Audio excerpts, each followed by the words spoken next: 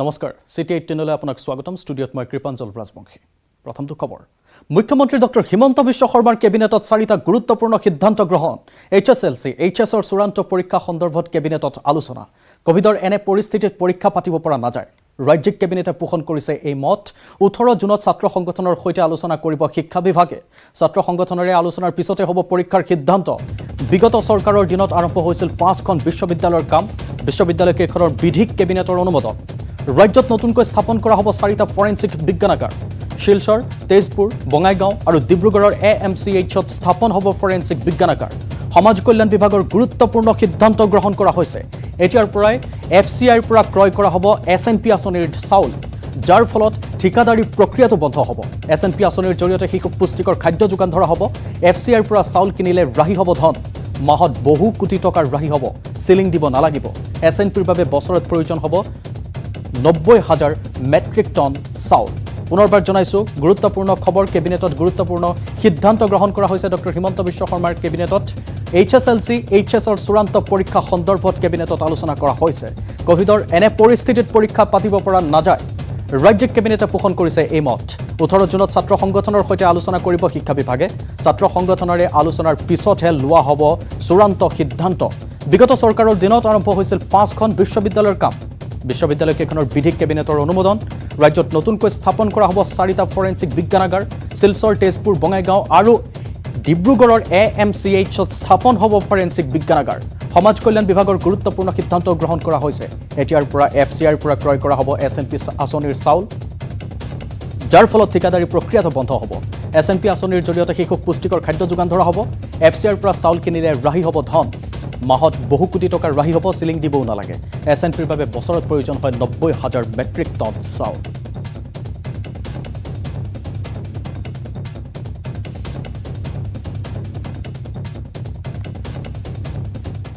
HSLC HSৰ চূড়ান্ত পৰীক্ষা সন্দৰ্ভত কেবিনেটত আলোচনা কৰা হ'ল কোভিডৰ এনে পৰিস্থিতিত পৰীক্ষা পাতিব পৰা নাযায় ৰাজ্যিক কেবিনেটে পোষণ কৰিছে মত 18 জুনত ছাত্ৰ সংগঠনৰ সৈতে আলোচনা কৰিব শিক্ষা বিভাগে ছাত্ৰ সংগঠনৰে আলোচনাৰ পিছতহে হ'ব পৰীক্ষাৰ সিদ্ধান্ত কেবিনেটৰ অন্তত মন্তব্য কৰিছে এইদৰে শিক্ষামন্ত্ৰী ডক্টৰ ৰণোজ পেগুৱে আমি ইতিমধ্যে জনাইছো HSLC আৰু HSৰ চূড়ান্ত পৰীক্ষা সন্দৰ্ভত কেবিনেটত আলোচনা কৰা হৈছে কোভিডৰ এনে পৰিস্থিতিত পৰীক্ষা পাতিব পৰা নাযায় বুলি তেওঁলোকে স্পষ্ট মন্তব্য কৰিছে ৰাজ্যিক কেবিনেটে 18 জুনত ছাত্ৰ সংগঠনৰ সৈতে তেওঁলোকে আলোচনা কৰিব আৰু আলোচনাৰ অন্তত চূড়ান্ত কৰা হ'ব যে কেতিয়া তেওঁলোকে পৰীক্ষা অনুষ্ঠিত কৰিব অথবা নকৰে ছাত্ৰ সংগঠনৰে আলোচনাৰ পিছতে সেই সিদ্ধান্ত লোৱা হ'ব কেবিনেটৰ অন্তত মন্তব্য কৰিলে শিক্ষামন্ত্ৰী ডক্টৰ ৰণোজ পেগুৱে মন্তব্য শুনাই লৈছো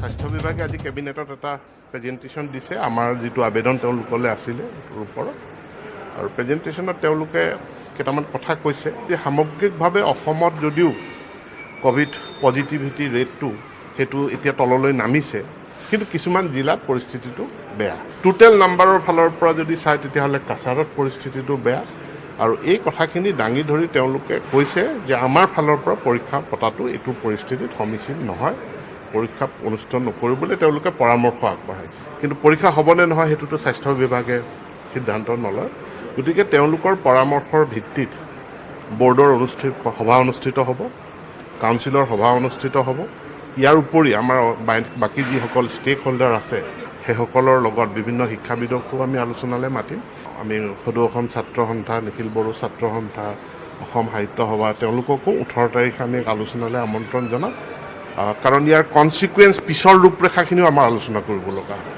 গতিকে আমি তাতে এটা সিদ্ধান্ত গ্ৰহণ কৰিম কিমান দিনৰ ভিতৰত এই বিষয়টো এটা স্পষ্ট 18 তাৰিখে আনফালে মেট্ৰিক হায়াৰ ছেকেণ্ডাৰী আৰু হাই মাদ্ৰাছাৰ পৰীক্ষাৰ সন্দৰ্ভত আজিৰ কেবিনেটত বহু সময় আলোচনা হয় স্বাস্থ্য বিভাগে সকলো তথ্য দিয়ে কেবিনেটত 4,40,000 ছাত্ৰ ছাত্ৰীয়ে মেট্ৰিক পৰীক্ষা দিব 2,50,000 হায়াৰ ছেকেণ্ডাৰী পৰীক্ষা দিব এনে পৰিস্থিতিত পৰীক্ষা অনুষ্ঠিত কৰা সম্ভৱ নহয় অভিভাৱক পৰীক্ষক যান-বাহন আদিৰ সৈতে সৰ্বমুঠ 20 লাখ মানুহ জড়িত হ'ব কেবিনেটৰ অন্তত এই মন্তব্য কৰিলে স্বাস্থ্য মন্ত্ৰী কেশৱ মহন্তই জনাইছো পুনৰ এবাৰ স্বাস্থ্য মন্ত্ৰী কেশৱ মহন্তই কৰিলে এক গুৰুত্বপূৰ্ণ মন্তব্য মেট্ৰিক হায়াৰ ছেকেণ্ডাৰী আৰু হাই মাদ্ৰাছা পৰীক্ষাৰ সন্দৰ্ভত কেবিনেটত বহু সময় ধৰি আলোচনা কৰা হয় স্বাস্থ্য বিভাগে সকলো তথ্য দিয়ে কেবিনেটত 4,40,000 ছাত্ৰ ছাত্ৰীয়ে মেট্ৰিক পৰীক্ষা দিব যাৰ লগত প্ৰত্যক্ষ বা পৰোক্ষভাৱে 2,50,000 হায়াৰ ছেকেণ্ডাৰী পৰীক্ষা দিব এনে পৰিস্থিতিত পৰীক্ষা অনুষ্ঠিত কৰা সম্ভৱ নহয় অভিভাৱক পৰীক্ষক যান-বাহন আদিৰ সৈতে সৰ্বমুঠ 20 লাখ মানুহ জড়িত হৈ পৰিব প্ৰত্যক্ষ আৰু পৰোক্ষভাৱে এই মন্তব্য কৰিলে স্বাস্থ্যমন্ত্ৰী কেশৱ মহন্তই। মন্তব্য শুনোৱা হওক। এই ব্যৱস্থাৰ মাজত পৰীক্ষা অনুষ্ঠিত কৰাটো সম্ভৱ নহ'ব বুলি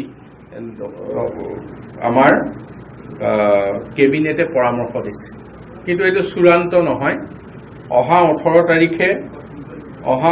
তাৰিখে শিক্ষা বিভাগে তেখেতসকলৰ বিভিন্ন দল সংগঠন এইসকলক লৈ যি আলোচনা বিলোচনা আছে বৈঠক বহাব আৰু তেখেতসকলে এই ক্ষেত্ৰত চূড়ান্ত সিদ্ধান্ত ল'ব। কিন্তু এক্সিষ্টিং যিটো ব্যৱস্থা, এই ব্যৱস্থাত যি ধৰণে আমি পৰীক্ষা পাতি আহিছোঁ, সেই ধৰণৰ পৰীক্ষা এই যিটো আজিৰ সংক্ৰমণৰ ৰেট, এইটো ৰেটত সম্ভৱ নহয় বুলি ইতিমধ্যে আমাৰ কেবিনেটৰ পৰামৰ্শ এইটো। কিন্তু চূড়ান্ত সিদ্ধান্ত শিক্ষা বিভাগে তেখেতসকলৰ বিভিন্ন দল সংগঠনৰ লগত 18 তাৰিখে আলোচনা কৰি চূড়ান্ত সিদ্ধান্ত ল'ব। SNPৰ আঁচনিৰ চাউল FCIৰ পৰা ক্ৰয় কৰিব। FCIৰ পৰা চাউল কিনিলে ধনৰাশি হ'ব আৰু সেই ধনেৰে আঁচনিখনত আৰু বেলেগ পুষ্টিকৰ খাদ্য কিনিব পৰা যাব। ঠিকাদাৰী প্ৰক্ৰিয়াটো সম্পূৰ্ণ বন্ধ হ'ব। FCIৰ পৰা 3 টকাত চাউল পালে বছৰি আমি 200 কোটি টকা ৰাহি হ'ব।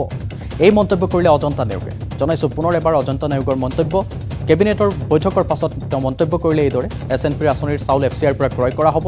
FCIৰ পৰা চাউল কিনিলে ধন ৰাহি হ'ব আৰু সেই ধনেৰে আঁচনিখনত আৰু বেলেগ পুষ্টিকৰ খাদ্য কিনিব পৰা যাব। ঠিকাদাৰী প্ৰক্ৰিয়াটো সম্পূৰ্ণ বন্ধ হ'ব। FCIৰ পৰা চাউল কিনিলে 3 টকাত চাউল পালে বছৰি আমি 200 কোটি টকা ৰাহি কৰিব পাৰিম। বিভাগৰ এখন আঁচনি আছে ICDS project, integrated child development project. আৰু এই স্কিমখনত প্ৰধানতঃ আমি যিটো ইয়াৰ মানে কম্পনেণ্ট আছে সেইটো হৈছে যে পৰিপূৰক পুষ্টিকৰ আহাৰ যোগান আঁচনি, যাক আমি SMP বুলি কওঁ। আৰু এই SMP আঁচনিৰ জৰিয়তে আমি যিসকল মানে শিশু আছে, যিসকলৰ বয়স 6 মাহ বা যিসকলৰ বয়স 6 বছৰ হৈছে, এই দুটা ভাগত শিশুসকলক আমি বিভক্ত কৰোঁ। আৰু লগতে গৰ্ভৱতী মাতৃসকল আৰু অপুষ্টিকৰ শিশুসকল, এই তিনিটা আমি ভাগ কৰোঁ। আৰু এই শিশুসকলক আমি পুষ্টিকৰ খাদ্য যোগান ধৰোঁ। আমি এইটোৱে সিদ্ধান্ত লৈছোঁ যে আমি FCIৰ পৰা বস্তুখিনি ল'ম, চাউলখিনি FCIৰ পৰা আমি ল'ম। সেইটো এটা কথা। তাৰ পৰা যিখিনি আমাৰ ৰাহি পুঁজি হ'ব, সেই পুঁজিখিনি আমি অন্যান্য বস্তু তাত কিনিব পাৰিম। হয়তো এটা কেন্দ্ৰত তেওঁলোকে কণী এটাও দিব পাৰিব, এডিচনেলি বেনিফিচিয়াৰী যি ধৰণে তেওঁলোকে ভাবে, সেইটো এটা কথা। আৰু দ্বিতীয়তে চিলিং ফ্ৰী। আপোনালোকে জানে গোটেই প্ৰক্ৰিয়াটো আচলতে FOC লাগিছিলে, আৰু যেতিয়া FOC ছিষ্টেমত আহে তেতিয়া যথেষ্টখিনি সময় লয়। কাৰণ সুপ্ৰিম কোৰ্টৰ গাইডলাইনছ আছে যে আমি অন্ততঃ বছৰেকত 300 দিন আমি কেন্দ্ৰবিলাকত মানে খাদ্য দিব লাগে। যেতিয়া চিলিং ছিষ্টেমৰ জৰিয়তে আমি আহোঁ, কেতিয়াবা কি হয়, আমি ইউটিলাইজেশ্যন দিওঁতে আমাৰ অসুবিধাৰ সৃষ্টি হয়, অন্যান্য বাধাবিলাক আহি যায়। সেই বাধাবিলাক আচলতে গোটেই ছিষ্টেমটো ষ্ট্ৰীমলাইন কৰিবৰ কাৰণে এতিয়া ইয়াৰ পৰা চিলিং ছিষ্টেমটো নাইকিয়া কৰা হৈছে। চিলিংটো নাইকিয়া কৰাৰ ফলত আমাৰ কি হ'ব, আমি কেন্দ্ৰীয় চৰকাৰক সময়মতে আমি ইউটিলাইজেশ্যন চাৰ্টিফিকেট দিব পাৰিম। আৰু এই আঁচনিখনৰ মানে গোটেই বছৰটোৱে অসুবিধা নোহোৱাকৈ আঁচনিখন। ৰাজ্যত নতুনকৈ স্থাপন কৰা হ'ব 4টা ফৰেন্সিক বিজ্ঞানাগাৰ। শিলচৰ, তেজপুৰ, বঙাইগাঁও আৰু ডিব্ৰুগড়ৰ AMCHত স্থাপন হ'ব ফৰেন্সিক বিজ্ঞানাগাৰ। এই মন্তব্য কৰিলে জলসম্পদ মন্ত্ৰী পীযুষ হাজৰিকাই। পুনৰবাৰ জনাইছোঁ, ৰাজ্যত নতুনকৈ স্থাপন কৰা হ'ব 4টা ফৰেন্সিক বিজ্ঞানাগাৰ। শিলচৰ, তেজপুৰ, বঙাইগাঁও আৰু ডিব্ৰুগড়ৰ AMCHত স্থাপন হ'ব ফৰেন্সিক বিজ্ঞানাগাৰ। এই মন্তব্য কৰিলে মন্ত্ৰী পীযুষ হাজৰিকাই। মন্তব্য শুনাইছোঁ।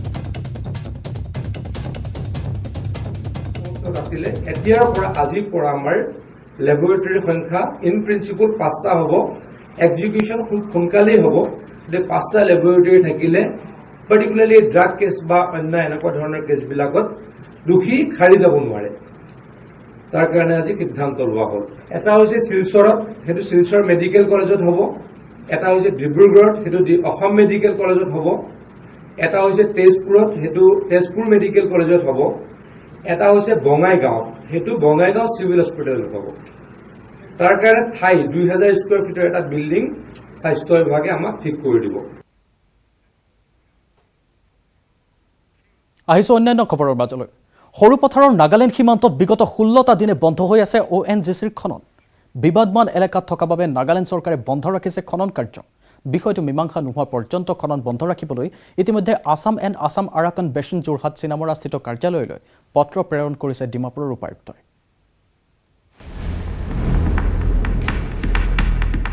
নাগালেণ্ড চৰকাৰৰ এখন পত্ৰই তীব্ৰ জোকাৰণিৰ সৃষ্টি কৰিছে গোলাঘাট জিলাত। যোৱা 1 জুনত প্ৰেৰণ কৰা এই পত্ৰখনৰ যোগেদি গোলাঘাট জিলাৰ অসম নাগালেণ্ড সীমান্তৱৰ্তী সৰুপথাৰৰ 20 হেক্টৰত থকা ONGCৰ 3টাকৈ ড্ৰিলিং এলেকা বন্ধ কৰি দিছে নাগালেণ্ডে। ইতিমধ্যে সকলো কাম কাজ বন্ধ হৈ পৰিছে নিকেহে, টকছে আৰু পিহেকু বস্তিত থকা ONGCৰ 3টাকৈ ড্ৰিল সাইট। তেওঁলোকৰ গাঁৱত যিখিনি নগা গাঁৱত আছে এক্টিভিটিজ সেইখিনি সকলো বন্ধ কৰিবৰ কাৰণে তেওঁলোকে এখন হেৰি দিয়া বুলি গম পাওঁ কাগজ গোটেই এটা ছাইডত এতিয়া বৰ্তমান ONGCৰ এক্টিভিটিজ বন্ধ হৈ আছে। অনতিপলমে অসম চৰকাৰ, নাগালেণ্ড চৰকাৰ, কেন্দ্ৰীয় চৰকাৰৰ ত্ৰিপাক্ষিক আলোচনাৰ জৰিয়তে গোটেই বিষয়বস্তুটো সমাধান কৰক, নহ'লে কিন্তু নগাই যদি এনেধৰণে আগ্ৰাসী মনোভাৱ লৈ থাকে তেন্তে কিন্তু আমি অনিৰ্দিষ্টকাললৈ নাগালেণ্ডৰ বিৰুদ্ধে অৰ্থনৈতিক পদৱৰোধ কাৰ্যসূচী গ্ৰহণ কৰিবলৈ বাধ্য হ'ম। নাগালেণ্ড চৰকাৰৰ অনুমতি নোলোৱাকৈ ডিমাপুৰৰ অন্তৰ্গত এই 3টা ড্ৰিল সাইট চলাই থকাৰ বাবে সাইটকেইটা বন্ধ কৰিবলৈ পত্ৰ প্ৰেৰণ কৰিছে যোৰহাট চিনামাৰাস্থিত ONGCৰ বেচিন মেনেজাৰলৈ। এইটো নাগালেণ্ড গভৰ্ণমেণ্ট বন্ধ কৰি ৰাখি আছে, মানে এইটো নাগালেণ্ডত আছে নেকি? ইয়াত ইয়াত আগত 2টা ONGC আছে। টকছে আৰু বন্ধ এতিয়া ইয়াত আন্দোলন ডাল দিছে না মানুহ ইয়াত কিবা কি হ'লেতো আমি দুখ পাব, আমি লব নাপাৰে না, আপুনি মানা কৰি আছে। সৰুপথাৰৰ পৰা Debashish Gautam, news 18 Assam north east.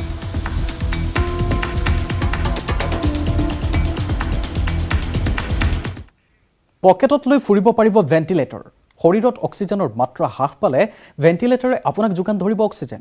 কলকাতাৰ বিজ্ঞানী ডক্টৰ ৰমেন্দ্ৰলাল মুখাৰ্জীয়ে প্ৰস্তুত কৰি that using this knob you can regulate the oxygen level or the air level, you can regulate this.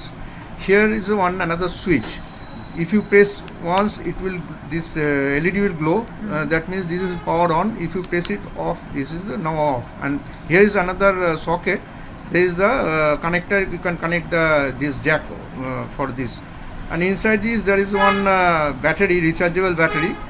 2200 milliampere battery is there, and there is some circuit and some high voltage generator is there. এই pocket ভেন্টিলেটৰৰ উদ্ভাৱক doctor ৰমেন্দ্ৰলাল Mukherjee এগৰাকী অভিযন্তা। তেওঁৰ নামত আছে 30টাতকৈও অধিক বৈজ্ঞানিক উদ্ভাৱনৰ পেটেণ্ট। লাভ কৰিছে বিভিন্ন বঁটা সন্মান। এইগৰাকী বিজ্ঞানী তথা অভিযন্তাগৰাকী কিছুদিন পূৰ্বে কোভিডত আক্ৰান্ত হৈছিল। অক্সিজেনৰ লেভেলো হ্ৰাস পাইছিল। সেই সময়তে অক্সিজেন যোগানৰ বাবে টেলিমেডিচিনৰ প্ৰয়োজনীয়তা অনুভৱ কৰিছিল ডক্টৰ মুখাৰ্জীয়ে। কোভিডৰ সংক্ৰমণৰ পৰা সুস্থ হৈ অনলাইন যোগে প্ৰয়োজনীয় সামগ্ৰীসমূহ আনি বিশিষ্ট উদ্ভাৱকগৰাকীয়ে প্ৰস্তুত কৰি উলিয়ালে পকেট ভেণ্টিলেটৰ। এতিয়া পকেট ভেণ্টিলেটৰ নিৰ্মাণৰ চৰ্ত বিচাৰি আমেৰিকাৰ কেইবাটাও কোম্পানীয়ে ডক্টৰ মুখাৰ্জীৰ সৈতে যোগাযোগ কৰিছে। অনাগত দিনত কোভিড আক্ৰান্ত তথা শ্বাস প্ৰশ্বাসত অসুবিধাত ভোগা লোকসকলক ডক্টৰ মুখাৰ্জীৰ উদ্ভাৱনে বিশেষভাৱে উপকৃত কৰিব। News desk report, news 18 Assam north east. ধেমাজিৰ বৰদলনিত আৰক্ষীৰ গুলীচালনা। পলায়নৰ চেষ্টা কৰোঁতে সুৰা ভৰ্তি অৰুণাচলী বাহনলৈ লক্ষ্য কৰি আৰক্ষীয়ে চলালে গুলী। পাছত স্থানীয় ৰাইজে বাহনসহ এজন লোকক আটক কৰি গতাই দিয়ে আৰক্ষীক। লকডাউনৰ মাজতো চলি আছে অৰুণাচলী সুৰাৰ গোপন সৰবৰাহ। ধেমাজিৰ বৰদলনিত আৰক্ষীৰ তালাচীৰ সময়ত জব্দ অৰুণাচলী সুৰা ভৰ্তি বাহন। সুৰা সৰবৰাহকাৰীলৈ লক্ষ্য কৰি আৰক্ষীয়ে চলালে গুলী। ধেমাজি জিলাৰ বৰদলনি আৰক্ষী চকীৰ অন্তৰ্গত 15 নম্বৰ ৰাষ্ট্ৰীয় ঘাইপথৰ মৰমী তিনিআলিত সংঘটিত হ'ল গুলীচালনাৰ ঘটনা। এই মৰমী তিনিআলিৰ জয়ৰামপুৰ পথৰ ভকত কৈবৰ্ত গাঁৱত পুলিচে চলাই আছিল তালাচী অভিযান। সেই সময়তে ঢকুৱাখানা দিশৰ পৰা আহি আছিল AS07H7518 নম্বৰৰ এখন বলেৰো বাহন। পিছে আৰক্ষীক দেখিয়েই বাহনখনে ৰহস্যজনকভাৱে উভতনি গতি কৰাত আৰক্ষীৰ সন্দেহ উপজে আৰু বাহনখনৰ পিছ লয়। পিছে গাড়ীখনে বেগেৰে পলায়ন কৰিবলৈ লোৱাত আৰক্ষীয়ে গুলীচালনা কৰে। সেই সময়তেই গাড়ীখন ৰখাই পলায়ন কৰে চালকজনে। আৰু ইয়াৰ পিছতে স্থানীয় লোকে চালকজনক ধৰি আৰক্ষীৰ হাতত চমজাই দিয়ে। ইফালে বলেৰো বাহনখনত পোৱা গৈছে 10 কাৰ্টন অবৈধ সুৰা। গাড়ীখনে নৰৈৰ ফালে বহুত মানে ডেঞ্জাৰাছলি তেওঁ টাটাত পলাব চেষ্টা কৰিলে। আমি তেওঁ পিছে পিছে লাগি থাকিলোঁ। তাত বৰদলনিৰ ভকত কৈবৰ্ত গাঁৱৰ ওচৰত তেওঁক ইণ্টাৰচেপ্ট কৰিব হ'ল আৰু তেওঁক ৰখাবৰ কাৰণে চকালৈ গুলীচালনা কৰিবলগীয়া হ'ল। গুলীচালনা কৰোঁতে চকাটো ফুটি ফালে গাড়ীখন গ'ল। তাৰপিছত গাড়ীখন এৰি ফালে মানুহজনে পলালে এই গাঁৱতে, আৰু গাঁৱৰ ৰাইজে আৰু মিলি ফালে তেওঁক মানুহজন ধৰি ফালে আমাক গোটাই দিলে। আৰু গাড়ীখন আমি এতিয়া বৰ্তমান বৰদলনি আউটপোষ্টলৈ লৈ অনা হৈছে। তাতে পুৰা পোৱা হৈছে, তাতে কিছু মাত্ৰাত অৰুণাচলী পুৰা পোৱা হৈছে। ধেমাজিৰ পৰা Mon Bikash Borgohain, news 18 Assam north east.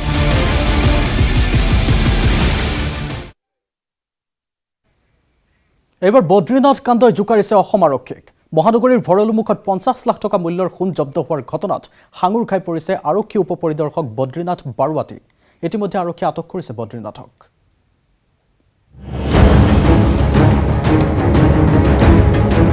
ৰাজ্যত গোল্ড স্মাগলিং, সোণৰ চিকমিকনিত অন্ধ আইন ৰক্ষক। জিলিকা সোণৰ পিছত দৌৰি নামত কালিমা সানিলে SI বদ্ৰীনাথে। আৰক্ষীৰ জালত পৰিল খুদ আৰক্ষী বিষয়া। কঠোৰ কভিড বিধিৰ সুযোগ লৈছে দুষ্ট চক্ৰই। আন্তঃজিলা যাতায়াত বন্ধৰ মাজতেই নগাঁৱৰ পৰা গুৱাহাটীলৈ সৰবৰাহ হৈছিল বৃহৎ পৰিমাণৰ সোণ। মঙলবাৰে ভৰলুমুখত মহানগৰ আৰক্ষীয়ে জব্দ কৰা এই বৃহৎ পৰিমাণৰ সোণৰ ভিতৰত আছিল 50 লাখ টকা মূল্যৰ কেইবাখনো সোণৰ বিস্কুট, মুদ্ৰা আৰু চেইন। প্ৰথমতে এজন মনোজ শ্বাহ আৰু তেওঁৰ ড্ৰাইভাৰ আৰমান আলী, তেওঁলোকৰ গাড়ী চেক কৰোঁ আমি প্ৰায় 830 গ্ৰাম মান সোণ আমি জব্দ কৰিছোঁ আৰু আমাৰ আৰু তদন্ত এতিয়া চলি আছে। ঘটনা সন্দৰ্ভত আৰক্ষীয়ে আটক কৰিছিল 2 স্মাগলাৰ মনোজ শ্বাহ আৰু আমান আলীক। এই দুজনক জেৰা চলাই পোৱা তথ্যৰ ভিত্তিতেই নিশা আৰক্ষীয়ে আটক কৰিলে কামাখ্যা ৰেলৱে আৰক্ষী চকীৰ উপ পৰিদৰ্শক বদ্ৰীনাথ বাৰুৱাতী।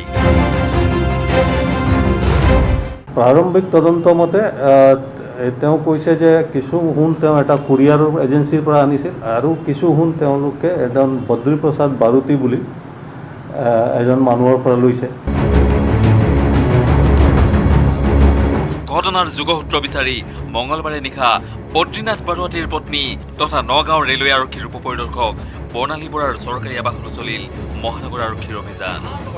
এই অভিযানত আৰক্ষীয়ে নগদ 5 লক্ষাধিক টকাৰ লগতে জব্দ কৰিলে বহু সোণৰ অলংকাৰ। কৰোনা সংকটকালত অসম আৰক্ষীৰ ভীষণ ব্যস্ততাৰ মাজতেই খুদ এজন আৰক্ষী বিষয়াৰ কৰ্মকাণ্ডই চকু কপালত তুলিছে ৰাজ্যবাসীৰ।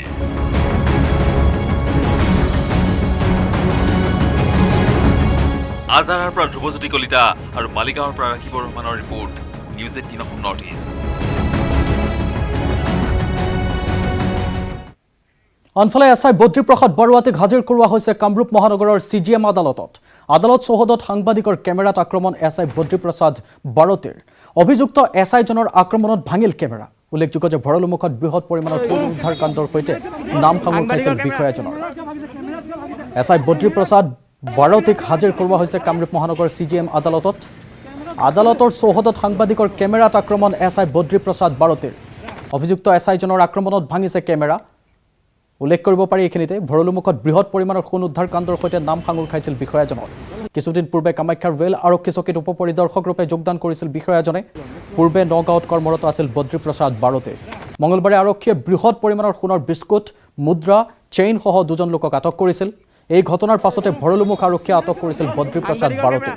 নিশা নগাঁওস্থিত তেখেতৰ পত্নীৰ চৰকাৰী কোৱাৰ্টাৰত মহানগৰ আৰক্ষীয়ে চলাইছিল অভিযান। লগতে এখন সোণাৰীৰ দোকানতো চলাইছিল অভিযান। এয়া SI বদ্ৰীপ্ৰসাদ বাৰুৱাতীক CGM আদালতত হাজিৰ কৰোৱাৰ দৃশ্য আৰু সেই সময়ত বাতৰি সংগ্ৰহৰ বাবে যোৱা সাংবাদিকৰ কেমেৰাত এইদৰে প্ৰহাৰ কৰা দেখিবলৈ পোৱা গ'ল SI-গৰাকী। সাংবাদিকৰ কেমেৰাত আক্ৰমণ কৰা দেখিবলৈ পোৱা গ'ল। এই দৃশ্যবন্দী হ'ল অন্যান্য সাংবাদিকসকলৰ কেমেৰাত।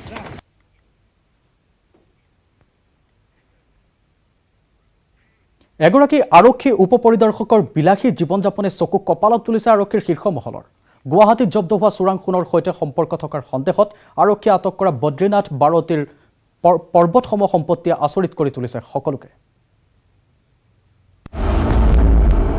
এগৰাকী SISRৰ কাহিনী। বদ্ৰীনাথ কি কাহানিয়া এখন জনপ্ৰিয় হিন্দী চিনেমা।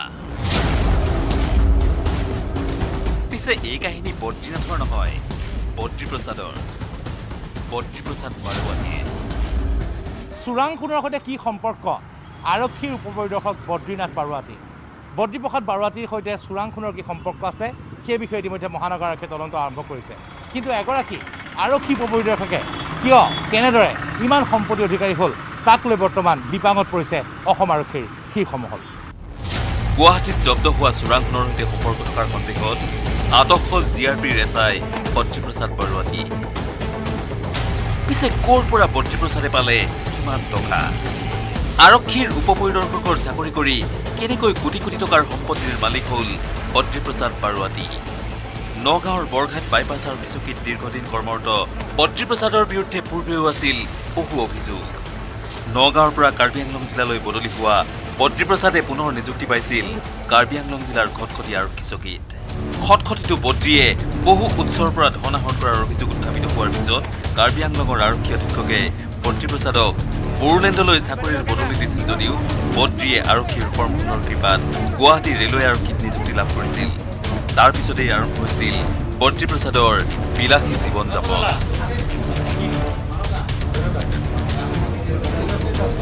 কিছু সোণ তেওঁলোকে এজন বদ্ৰীপ্ৰসাদ বাৰতী বুলি এজন মানুহৰ পৰা লৈছে। বাকী আমাৰ তদন্ত চলি আছে। আমি ইনভেষ্টিগেশ্যন কৰি আছোঁ, এতিয়া ক'বলগীয়া অৱস্থাত নাই। আৰু কোনোবা জেগা আছে নেকি? নাই আমি কৰি আছোঁ। অভিযোগ অনুসৰি বদ্ৰীপ্ৰসাদৰ স্বৰ্ণ সাম্ৰাজ্যত সহযোগ আগবঢ়াইছিল বদ্ৰীৰ পত্নী তথা নগাঁও ৰেলৱে আৰক্ষীৰ উপ পৰিদৰ্শক বৰ্ণালী বৰায়ো। কিন্তু এনে অভিযোগ খণ্ডন কৰিছে বদ্ৰী পত্নীয়ে। আপোনাৰ স্বামী এনেকুৱা ঘটনাত জড়িত আছিলে বুলি ভাবে নেকি? মই নাভাবোঁ তেনেকুৱা কিবা চক্ৰান্ত তেওঁ বলি হৈছে। তদন্ত ভালকৈ যেতিয়া হ'ব পিছৰ ফাললৈ ওলাব। প্ৰথমতে মই ভাবোঁ সেই বুলি। বদ্ৰীপ্ৰসাদৰ কাহিনী অন্ত পৰা নাই, আৰম্ভ হৈছেহে। পিছে এই কাহিনীৰ সমাপ্তি কেনেকৈ ঘটে এয়া নিৰ্ভৰ কৰিছে আৰক্ষীৰ তদন্তৰ ওপৰত। নগাঁৱৰ পৰা Nilotpal Bora, news 18 Assam north east. আজিৰ পৰা ৰাজ্যত প্ৰযোজ্য হ'ল নতুন কোভিড বিধি। জিলাভেদে পৃথকে পৃথকে জাৰি কৰা হৈছে কোভিড বিধি। গুৱাহাটীত 1 ঘণ্টাত শিথিল কৰা হ'ল সান্ধ্য আইন। 8খন জিলাত বিয়লি 5 বজাৰ পৰা বলবৎ কৰা হৈছে সান্ধ্য আইন। 5খন জিলাত বাহাল থাকিব পূৰ্বৰ নিয়ম। আজিৰে পৰা ৰাজ্যত কোভিডৰ নতুন এছঅপি। নতুন এছঅপি অনুসৰি গুৱাহাটীত সামান্য শিথিল কৰা হৈছে সান্ধ্য আইন। গুৱাহাটীত পূৰ্বৰ 1 বজাৰ পৰিৱৰ্তে দিনৰ 2 বজাৰ পৰা বলবৎ হৈছে সান্ধ্য আইন। দিনৰ 1 বজালৈ দোকান পোহাৰ খোলাৰ অনুমতি দিয়াৰ লগতে বিয়লি 2 বজাৰ পৰা পুৱা 5 বজালৈ বলবৎ থাকিব সান্ধ্য আইন। নগাঁও, কাছাৰ, তিনিচুকীয়া, ডিব্ৰুগড় আৰু শোণিতপুৰ এই 5খন জিলালৈ নতুন এছঅপিয়ে নানিলে কোনো শিথিলতা। বিপৰীতে কোভিড সংক্ৰমণ হ্ৰাস নাপালে পুনৰ লকডাউনো হ'ব পাৰে জিলা কেইখনত। ৰাইজ যদি সজাগ সচেতন নহয় তেনেহ'লে 21 জুনৰ পৰা হয়তো শোণিতপুৰ জিলাত সম্পূৰ্ণ লকডাউন হোৱাৰ সম্ভাৱনা প্ৰকট হৈ পৰিছে। ইতিমধ্যে স্বাস্থ্য বিভাগে সেই কথা জাৰি কৰিছে। আমি কথা পাতিম, স্থানীয় লোকসকল আছে তেখেতসকলৰ সৈতে। কি ক'ব, শোণিতপুৰৰ কোভিড পৰিস্থিতি যথেষ্ট জটিল। এইখিনি সময়ত অন্ততঃ সচেতন হৈ পেলাই কোভিডৰ লগত মহামাৰীৰ লগত আমি সচেতন হৈ পেলাই কেইটামান স্পৰ্শকাতৰ সময়খিনি আমি অত্যন্ত যুঁজ দিয়াটো ভাল। আমাৰ মানুহৰ সতৰ্কতাটো নাই, মানুহ গেডাৰিংটো বেছি, গতিকে সেই মৰ্মে আমি নিজে সতৰ্ক হ'ব লাগিব। মোৰ মতে আপোনাৰ লকডাউন দিয়াটো এইটো লকডাউন দিব লাগে। সম্প্ৰতি 21 জুনলৈ এই 5খন জিলাতে বাহাল থাকিব পূৰ্বৰ নীতি নিৰ্দেশনা। 21 জুনত পুনৰ নিৰীক্ষণ কৰা হ'ব কোভিড পৰিস্থিতি। দাদা কি ক'ব, যিহেতু তিনিচুকীয়াত এতিয়ালৈকে শিথিলতা দিয়া হোৱা নাই, কিন্তু ইয়াৰ ক্ষেত্ৰত আমি দেখিব পাইছোঁ যে আমাৰ তিনিচুকীয়া জিলাত বিশেষকৈ তিনিচুকীয়া জিলাত আমাৰ ৰাইজসকল যিটো সচেতন নহয় আৰু তেওঁলোকে সামাজিক যিটো ডিষ্টেঞ্চ মানি চলিব লাগে সেইটো নামানে, মাস্কৰ ব্যৱহাৰ নকৰে। চৰকাৰী যিবিলাক এছঅপি দিয়া হৈছে সেইবিলাক মানি নচলোতে সাধাৰণতে। কিন্তু আমি যদি নিজৰ মাজত আমি নিয়মবিলাক যদি আমি মানি নচলোঁ তেতিয়াহ'লে আমাৰ এই ৰোগীৰ সংখ্যা ইয়াত বাঢ়ি থাকিব আৰু কৰোণা মুখত বহুত নিৰ্দোষী লোক মৃত্যুৰ মুখত পৰিব।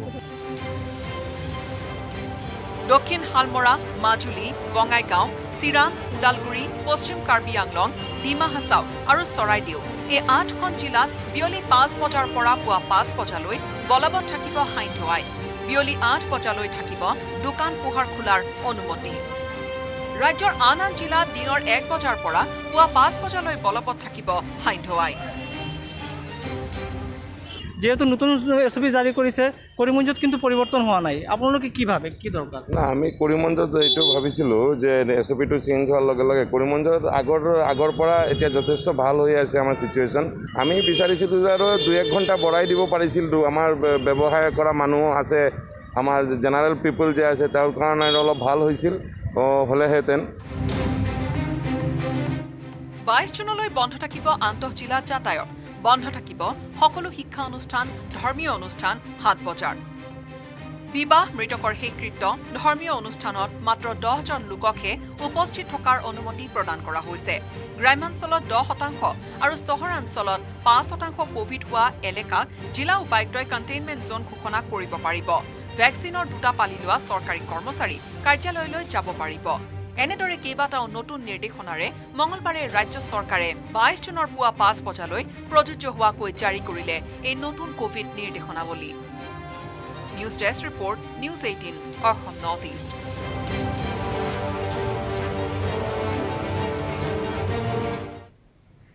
এবাৰ জুৱা খেলত সংযোজন ঘটিল অত্যাধুনিক প্ৰযুক্তিৰ। ঝান্দি মুণ্ডাৰ বাকচত সংস্থাপন CCTV। অভয়াপুৰীত আৰক্ষীয়ে এটা জুৱাৰীক কৰায়ত্ব কৰাৰ পাছত পোহৰলৈ আহিল এই ঘটনাটো। জুৱাৰীবোৰ অতি চালাক। এই চালাকিৰে এটা পক্ষই প্ৰতিপক্ষক কৰে বাজিমাত। কিন্তু জুৱাৰ বেপাৰীবোৰ তাতকৈ বেছি চালাক। বঙাইগাঁও জিলাৰ অভয়াপুৰীত ধৰা পৰা এটা জুৱাৰী চক্ৰৰ চালাকিয়ে চকু বহল কৰি তুলিছে খুদ আৰক্ষীৰ।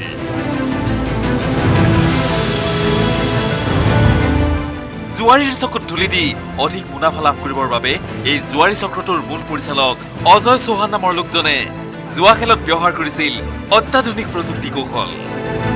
জান্তি মুণ্ডাৰ বাকচত সংলগ্ন কৰিছিল CCTVৰ কেমেৰা। জান্তি মুণ্ডাৰ বাকচ অৰ্থাৎ ডাব্বুটোত এনেকৈ কেমেৰাটো সংযোগ কৰিছিল যে সেয়া গমেই পোৱা নাছিল জুৱাৰীসকলে।